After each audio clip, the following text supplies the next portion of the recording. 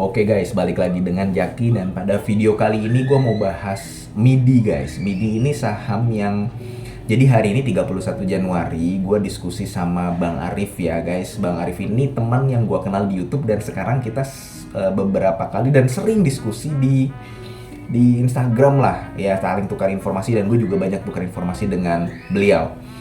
Nah, MIDI ini sendiri gue nggak ngikutin beritanya, gue juga tidak melihat sampai sahamnya sampai hari ini dia naik kan tinggi tuh, katanya sampai 11% sampai 6% turun lagi, tapi di tanggal 31 Januari 2023. Nah, beliau menanyakan, lu tertarik nggak? Kayaknya gue mau masuk nih MIDI, katanya si Bang Arif. Wah, gue lihat di sekilas gue lihat di RTI, wah dia mau stock split katanya si Bang Arif ini. Terus gue bilang, wah kalau stock split oke lah, dia misalkan jadi rame gitu ya, karena kan MIDI ini kurang liquid yang gue tahu ya, jadi ramai, kemudian harga sahamnya makin mudah dijangkau. Kemudian menurut gue kalau dia right issue itu bagus karena kapitalisasi pasarnya masih 10 triliun, cuma 10 triliun dan bisnisnya berpotensi berkembang ke depan. Kalau right issue dia dapat dana besar kemudian dia ekspansi, gunakan modalnya untuk ekspansi, bagus, karena grey-nya Alpha MIDI ini masih sekitar 2.600 sampai 3.000-an. Ternyata si Bang Arif ngomong, MIDI ini juga katanya mau right issue bang.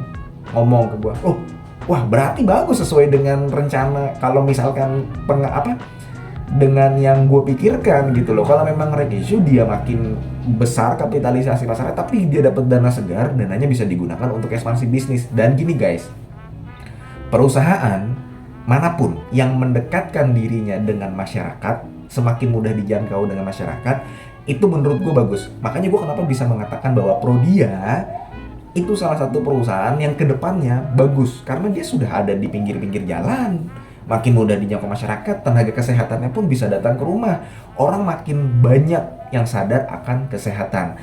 Kemudian Erafone, lu perhatikan nggak, Erafone yang tadinya bisnisnya banyak di mall-mall sekarang sudah banyak di pinggir jalan. Itu menarik loh kalau diikuti. Kemudian salah satunya MIDI ini. MIDI ini dari kebiasaan orang yang belanja bulanan beberapa tahun lalu, sekarang orang perlu beli sikat gigi, perlu beli kebutuhan minyak dan sebagainya, belanja mingguan.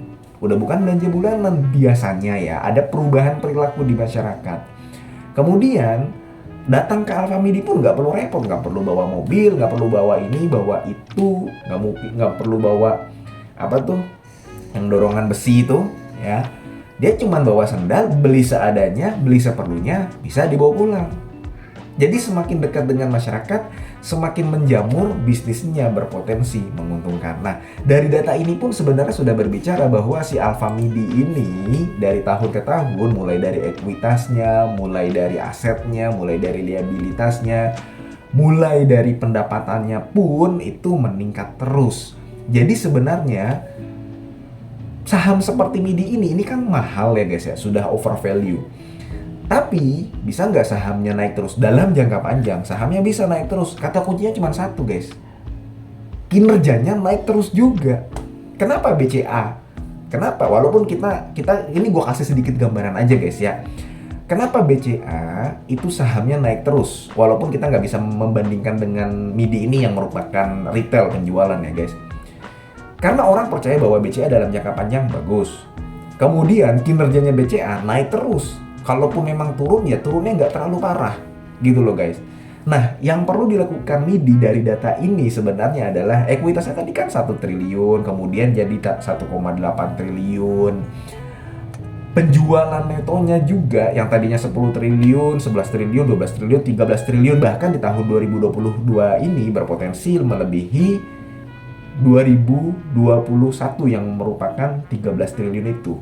Dilihat dari rasio hutangnya, memang kalau lu lihat di RTI itu rasio hutangnya gede, tapi sebenarnya rasio hutang MIDI ini masih termasuk aman karena yang mendominasi adalah hutang usaha ya, sama hutang bank jangka pendeknya itu kan 1 triliun, cukup gede ya. Tadi gue juga sudah baca laporan keuangannya itu yang dia dari BCA ada, kemudian dari Mandiri ada. Tapi MIDI ini kan merupakan anak perusahaan dari AMRT.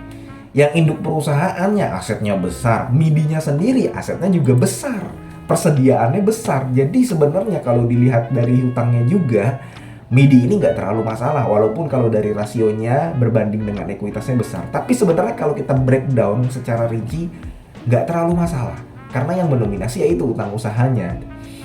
Dan dia, walaupun mahal, tapi kinerjanya bertumbuh terus. Makanya, sebenarnya menarik nih, kita tunggu stock splitnya, kemudian right issue, kemudian nanti dia dapat dana besar. Indonesia itu masih banyak guys daerah-daerah yang belum terjangkau oleh MIDI ini, sehingga MIDI ini sebenarnya masih punya potensi untuk berkembang di seluruh Indonesia. Sama seperti AMRT 11-12, sahamnya mahal, tapi dia akan naik terus ketika kinerjanya bagus terus.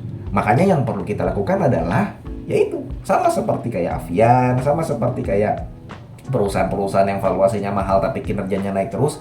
Yang perlu kita lakukan adalah mengupdate kinerja setiap kuartalan, setiap tahunan.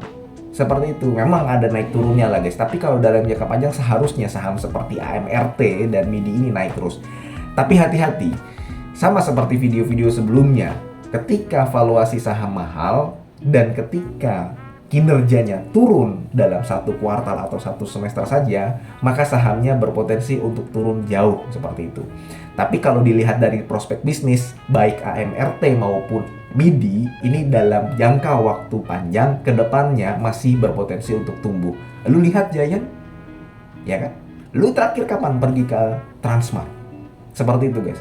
Jadi Giant itu tutup ya salah satunya itu karena dia sulit dijangkau, harganya pun memang terkenal agak mahal ya guys ya.